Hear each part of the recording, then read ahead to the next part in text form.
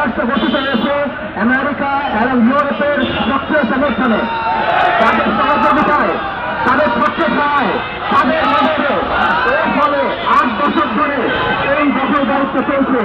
এর ফলে 8 বছর ধরে এই হত্যাকাণ্ড চলছে। এর ফলে 8 বছর ধরে এই গণহত্যা চলছে।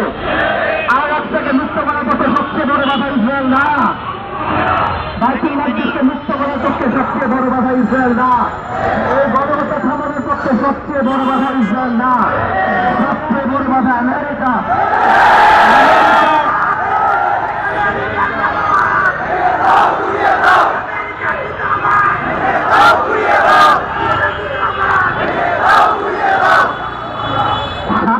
আমেরিকা নব্য ক্রুসেডার এবং দারুণবাদী শক্তির কেন্দ্র আমেরিকা, তাদের যারা ইসরায়েলের সমালোচনা করেন, কিন্তু আমেরিকার সঙ্গে চর্চা করেন, যারা ইসরায়েলের বিরুদ্ধে স্লোগান দেন, আমেরিকার বিরুদ্ধে চুপ থাকেন, যারা ইসরায়েলের বিরুদ্ধে কথা বলেন, মনে করে আমেরিকাকে সন্তুষ্ট করতে বিচরা হয়ে থাকেন, তারা সত্য গোপন করেন অথবা তারা সত্য জানেন না।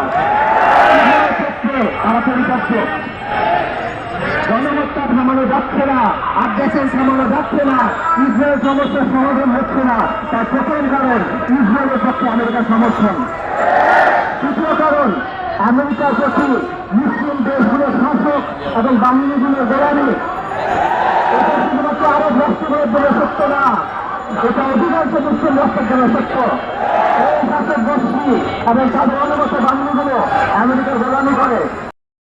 যদি আল্লাহ সুবহানাহু ওয়া তাআলার পক্ষ থেকে অনুগ্রহ করা হয়, অথবা যদি মানুষের পক্ষ থেকে কোনো জাতি, কোনো গোষ্ঠী তাদেরকে সহযোগিতা করে।